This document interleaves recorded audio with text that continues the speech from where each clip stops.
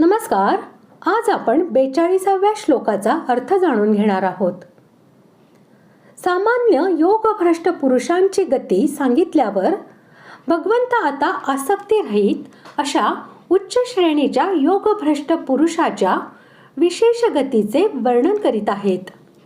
श्लोक 42. अथवा योगिनामेव कुले भवति धीमताम् एतद्धि दुर्लभतरल लोके जन्म यदीदृशम.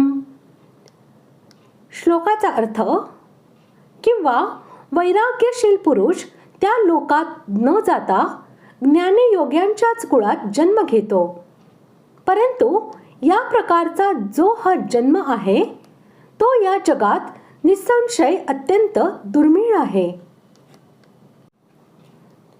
योगभ्रष्ट पुरुषांपैकी ज्यांच्या मनात विषयासक्ती असते ते स्वर्गादी लोकांमध्ये आणि पवित्र अशा श्रीमंतांच्या घरात जन्म घेतात, परंतु जे वैराग्यवान पुरुष असतात ते कोणत्याही लोकीत जात नाहीत आणि त्यांना श्रीमंतांच्या घरीही जन्म घ्यावा लागत नाही.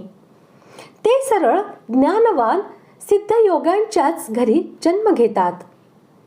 अशा पुरुषांना पूर्वी सांगितलेल्या योगभ्रष्टांपेक्षा वेगळे दाखविण्यासाठीच अथवा याचा प्रयोग केलेला आहे.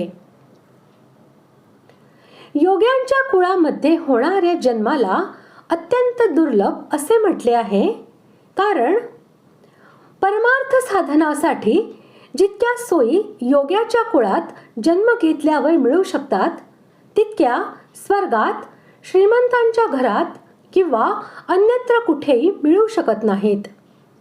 योग्यांच्या कुळात तेथील अनुकूल वातावरणाच्या प्रभावामुळे मनुष्य प्रारंभीच्या आयुष्यात योग साधनेस लागू शकतो. दुसरी गोष्ट अशी की ज्ञानी पुरुषाच्या कुळात जन्म घेणारा अज्ञानी राहत नाही, हा सिद्धांत श्रुतीनेही प्रमाणित केलेला आहे. जर महात्म्य पुरुषाचा महिमा आणि प्रभाव यांच्या दृष्टीने पाहिले तर महात्म्यांच्या कुळात जन्म झाल्यावर काय सांगावे, कारण महात्म्यांचा संग सुद्धा दुर्लभ, अगम्य व अमोघ असा मानलेला आहे. यामुळे असा जन्म अत्यंत दुर्लभ आहे असे म्हणणे योग्यच होय. अशा प्रकारे आज आपण 42व्या श्लोकाचा अर्थ जाणून घेतला. पुढील भागात आपण 43व्या श्लोकाचा अर्थ जाणून घेऊया. धन्यवाद.